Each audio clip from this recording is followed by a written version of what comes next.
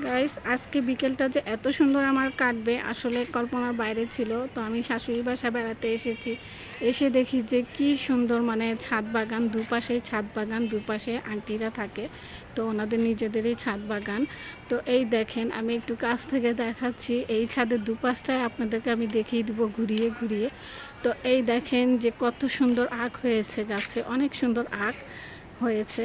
আর এই পাশে যে দেখছেন, এই দেখেন পেঁপে গাছটার কি অবস্থা, মাশাল্লাহ এতটুক গাছে, তার উপর ছাদের টপে দেখেন কি সুন্দর পেঁপে হয়েছে। একদম পেঁপে যেন একদম ভরে গেছে গাছে। দেখেন, একটু আমি বড় করে দেখাচ্ছি, এই দেখেন কত সুন্দর পেঁপে।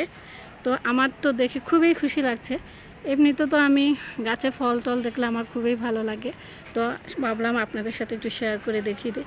তারপরে এই দেখেন আম গাছ, কত ছোট গাছ, আম ধরেছে টপে লাগানো গাছে। তো মাশাআল্লাহ একটু কাছ থেকে আমি দেখিয়ে দিচ্ছি, এই দেখেন কত সুন্দর আম হয়েছে, মাশাআল্লাহ মাশাআল্লাহ। তো আগে এই আংটিদের ছাদে অনেক পেয়ারা গাছ ছিল, অনেক পেয়ারা ধরতো।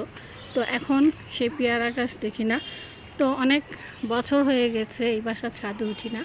তো আজকে আমি ছাদে উঠলাম। এই যে সবেদা গাছ দেখেন, ওনাদের সাথে সবেদা গাছ, মাশাল্লাহ অনেক সুন্দর সবেদা, আগে অনেক বেশি হতো, জানি না পেয়ারা গাছগুলো কেন নেই। তো এখন এই পাশে যে ছাদটা আছে, তো এই পাশের আংটিদের ছাদ আমি দেখাচ্ছি। এই দেখেন এই পাশের ছাদে মাশাল্লাহ কত সুন্দর জামরুল হয়েছে, একদম দেখাচ্ছি কাছ থেকে আমি, এটা একদম কাছেই, তারপর আমি দেখাচ্ছি, এই যে একদম কাছে, এই দেখেন মাশাল্লাহ অনেক সুন্দর গাছে জামরুল ধরেছে। তারপরে এখানে এই যে করম চা আছে, এই দেখেন এই যে করম চা। তারপরে এখানে দেখেন গাছে আমড়া হয়েছে, এই যে আমড়া, অনেক সুন্দর আমড়া। এই আমড়াটার কিন্তু অনেক বয়স, 5-6 বছর বয়স, তারপরেও দেখেন এই গাছে এখনও আমড়া ফল দেয়।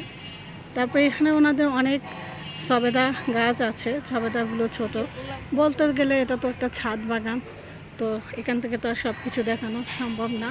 তো আজকের বিকেলটা খুব সুন্দর কাটলো, ছাদে উঠে এত সুন্দর সুন্দর গাছে ফল দেখে খুব সুন্দর কাটলো। দুপাশে আপনাদেরকে দেখিয়ে দিলাম। তো আপনাদের কাছে কেমন লাগলো? আল্লাহ হাফেজ, এই পর্যন্ত।